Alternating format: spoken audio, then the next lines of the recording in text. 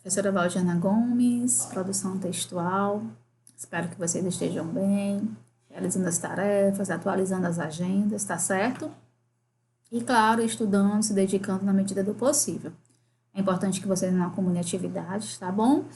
E antes de irmos para a indicação da nossa agenda, vamos para a nossa acolhida. Trago para vocês, como nessa semana, né, uma oração que diz assim: Senhor, sei que tens um grande propósito para mim e um plano para a minha vida, Senhor. Abre meus ouvidos para que eu ouça a tua voz, me dirigindo nos teus propósitos, Senhor. Coloca meu coração em sintonia com o teu coração e prepara-me, Senhor, para entender aonde queres que eu vá e o que queres que eu faça. Quero que me encha, Senhor, com tua grandeza, a fim de que eu faça grandes coisas em favor dos outros, conforme tu me chamaste para fazer. Comprometo-me a andar passo a passo contigo neste caminho, para que seja tudo aquilo para o qual tu me criaste. Amém. Com essa oração que a gente começa a nossa videoaula de hoje, tá bom? E agora sim, vamos para a indicação da nossa agenda. A gente começa aí com a atividade, a correção da página 115 a 119. E a gente indica português linguagem, tá certo? Gênero, artigo de opinião. A gente vai começar a usar essa parte também do livro, tá bom? Que é dedicado à produção textual, à redação também. Vamos fazer esse paralelo, vamos usar nosso material didático, sim. E a gente indica lá no português linguagem a resolução da atividade da página 194 a 197. Tudo bem? Então, vamos à correção da atividade da página 115 a 119. Você deve ter lido o texto, né? O riso cura. E agora vamos à primeira questão, tá certo? Lembrando para vocês que eu resolvi a primeira, né? Na aula 11. Então, a gente começa aqui na página 116, nesta aula. Estão lembrados? Tudo bem. Então, vamos lá. Segunda questão. Apresentamos a seguir 5 novas manchetes para a reportagem Riso Cura. Escolha aquela que lhe parece mais adequada para substituir a original e explique a razão de sua escolha. Aí é de cada um, né? Você vai reler o texto, se tiver dúvida, vai escolher a temática que mais se aproxima do seu entendimento, tá certo? E você comenta. 3. Em relação ao ler a reportagem, qual é ele? O ONG Doutores da Alegria apresenta peça infantil baseada em um clássico de Molière. Qual é a sua função? Antecipar resumidamente ao leitor o teor da matéria que vai ler. Para explicar ao leitor qual é o trabalho dos Doutores da Alegria, a reportagem recorre à palavra de Ângelo Brandini, o diretor do espetáculo e membro da ONG, da ONG, né? De acordo com ele, qual é o tema da peça Senhor Dodói? A relação entre médico, tá certo, e paciente, como ela pode ser danosa quando não está baseada em valores honestos. Por que Brandini diz que suas peças são para crianças levarem os adultos? Porque, de acordo, né, com ele, com Brandini, a doença atualmente não está restrita aos hospitais, mas se manifesta também nas ruas, nas grandes cidades, nas relações interpessoais. Pode-se inferir que as crianças, pelo simples fato de serem crianças, não estariam contaminadas por essa doença e, por isso, poderiam ajudar a cuidar dos adultos. Releia os nomes das personagens da peça Senhor Dodói, Angélica, Amado e Ganâncios. Pode dizer que eles são cômicos? Né? O que vocês acham? Sim ou não? Em Senhor Dodói, há o contraste entre o tratamento senhor, empregado em sinal de respeito ou referência, e Dodói, termo do universo infantil. Angélica e Amado, casal de apaixonados, têm nomes que são também adjetivos, significam aquilo que representa a peça, a pureza e o amor. Já o nome Ganâncios é formado pela palavra ganância, ambição exagerada de obter lucro e vantagem. Com o sufixo latino ius, o que aconteceria, né, o que acrescenta a personalidade do noivo, uma dose de esnobismo, certo? Aí releia. A organização também conta com um núcleo de pesquisa dedicado à arte do palhaço, com foco na produção do conhecimento e criações artísticas. Aí você vai aí, né? Complete os itens a seguir com a artigo, né? A frase, artigo mais preposição ou aos. A jogadora não reagiu bem à falta que recebeu do adversário, acraseado. A jogadora não reagiu bem ao gol sofrido por seu time.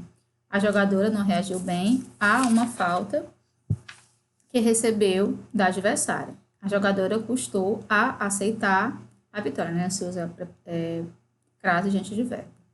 Os alunos aderiram sem pestanejar ao projeto. Os alunos aderiram sem pestanejar à proposta, craseado.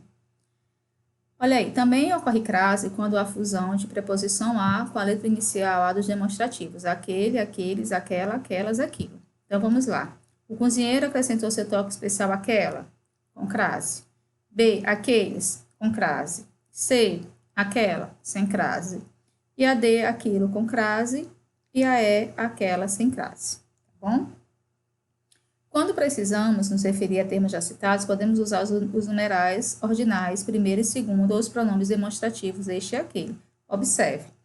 Em caso de pacientes terminais, os profissionais responsáveis muitas vezes têm de decidir entre dois caminhos, qualidade de vida e prolongamento da vida a qualquer custo.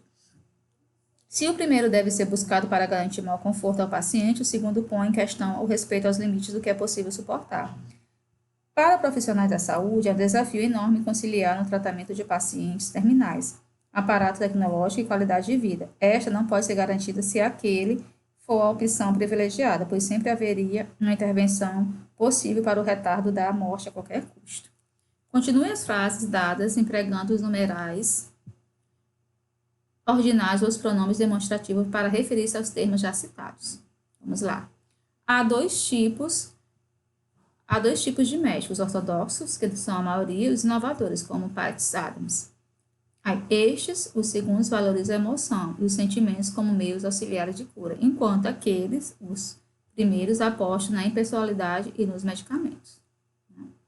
No que se refere à droga em geral, os governos podem adotar duas providências diferentes: a repressão pura e simples ou a política de prevenção e informação sobre riscos e danos. A segunda, tenta reduzir os efeitos negativos do consumo de drogas, ao passo que a primeira, privilegia o combate ao tráfico e a punição aos consumidores. Você vê. Quando somos bem orientados, sabemos que é possível optar entre uma alimentação equilibrada e uma alimentação sem nenhum tipo de regra ou restrição. A primeira, assegura uma vida mais longa e um dia a dia com menos problemas de saúde, enquanto a segunda, pode diminuir a longevidade e provocar algumas doenças fatais. Ok? Então, essa foi a correção, da página 119, certo? Então, a gente fez assim a correção e agora a gente dá a sequência. A gente vê aí o gênero artigo de opinião no ano. É um texto jornalístico em que alguém expressa sua opinião, certo? Desenvolve um tema, expõe suas ideias. Segundo José Marques de Mello, articulista dinamiza a vida do jornal. O artigo de opinião supera as limitações informativas. E professora, quem escreve? Geralmente o artigo é feito por colaboradores, quem conhece o assunto, tá certo? Nada impede que seja um jornalista dos quadros do jornal.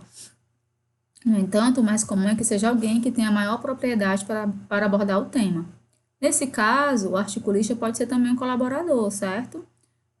Professor, um pesquisador, um artista, um representante de uma entidade, enfim. O que geralmente é abordado na atualidade? É fundamental que haja um bom gancho, ou seja, que tenha uma inter-relação com os fatos cotidianos. Análise de um fato que tenha ganho repercussão, naquela semana, às vezes, a relação não é exatamente como o fato ocorrido, nas vésperas, proximidade de uma data comemorativa ou lembrança de um acontecimento que ficou marcado historicamente naquela data, certo? Aí a expressão da opinião, Assinatura do autor, argumentação, posicionamento sobre um tema, interpretação e julgamento. Vai ter todos esses quesitos. Professora, então a gente vai ter que reconhecer? Exatamente, não é decorar, é reconhecer, é analisar, é relacionar, tá certo?